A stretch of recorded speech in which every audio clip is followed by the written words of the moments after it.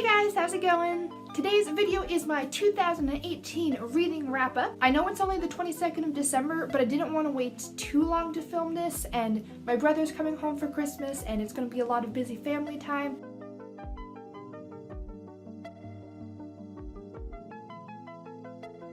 So I figured I'll just film it now.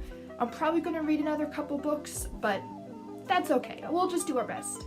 So first, I wrote down all of my Goodreads stats right here, so I'm going to read those out to you first. So in 2018, I read 21 books for a total of 9,071 pages. The shortest book I read was The Red Pony by John Steinbeck at 95 pages. The longest book I read was A Memory of Light by Robert Jordan and Brandon Sanderson at 909 pages, and my average page number for books comes to 431. And apparently my average rating was 4.1 stars. So apparently I read a lot of books I liked, which is always nice. My first reading accomplishment in 2018 was something I was really excited about, and I finished the Wheel of Time series. Now, I haven't read the prequel yet. I didn't have it at the time that I finished the series, and I just haven't jumped back into it yet. But I did read books 1 through 14. I was in a bit of a reading slump, and life got hectic throughout that time, and it actually took me 3 years to finish the series. In my defense, each book is about 1,000,000 pages long. I'm going to quickly run through the books I read this year. I have them in order because I checked all this beforehand. The first 4 books I read in 2018 was books 11, 12, 13, and 14 of the Wheel of Time series by Robert Jordan and Brandon Sanderson.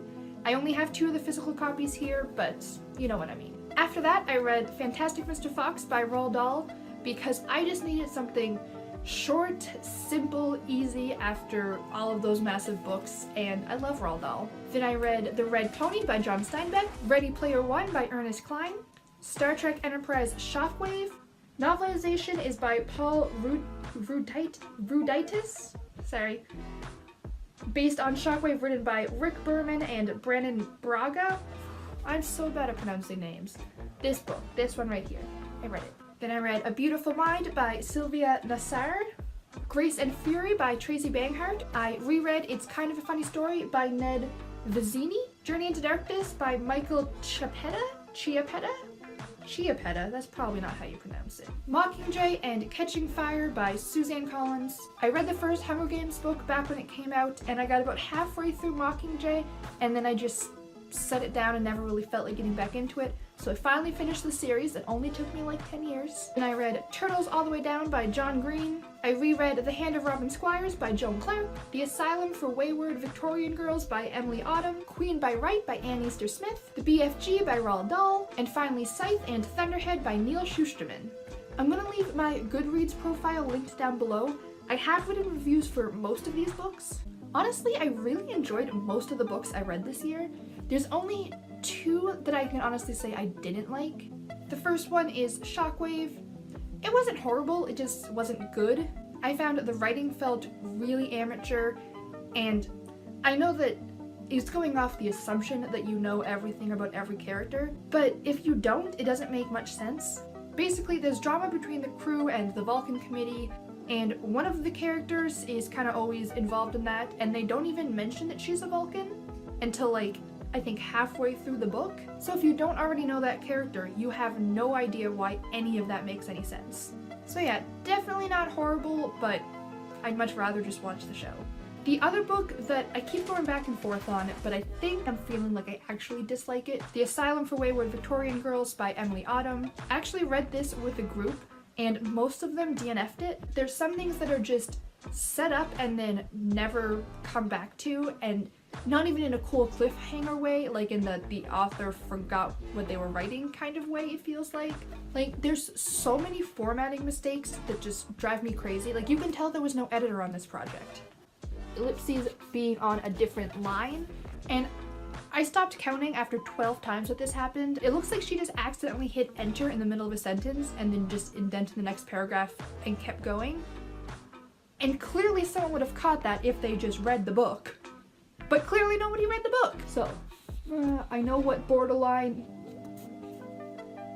enter, indent, personality. The main character is an idiot, and like a lot of the things that the main character says is clearly just the author's opinion, and I disagree with those. she's the kind of feminist that gives feminists a bad name, but aside from the fact that the book isn't well written and the story isn't good and the writing sucks and I don't like the characters, you know what, why did I give it 3 out of 5 stars? Okay, so I've already filmed and deleted the footage a couple times because every time I go on, I just end up ranting for too long. So I'm just gonna read the relevant snippet of what I wrote on my Goodreads review because that'll keep me from being derailed. What makes this worse in my opinion was how incredibly arrogant this came across as. The main character drones on and on about the injustices of the mentally ill while portraying them in such a horrible light, and most of what she says and how she explains it is simply incorrect.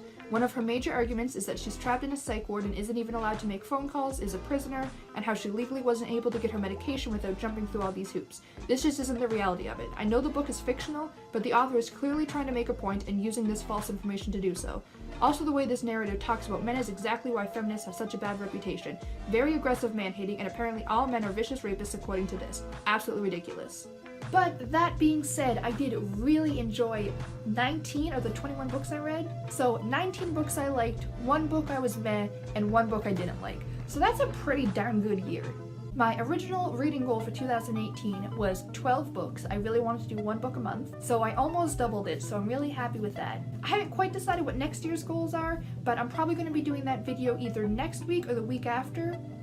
Probably the week after, so the first Saturday in January. So if you want to hear about my 2019 reading goals, stay tuned for that. I might be combining it with my writing goals video, I might not, depending on how many goals I have for each, honestly. That is all I have for today. I hope you guys enjoyed the video. If you enjoyed the video, please click the like button so I know. And if you want to see more and if you want to see how my 2019 reading goes, don't forget to subscribe so you can keep up with all that. I hope I see you guys next time, and until then, have a great day. Bye!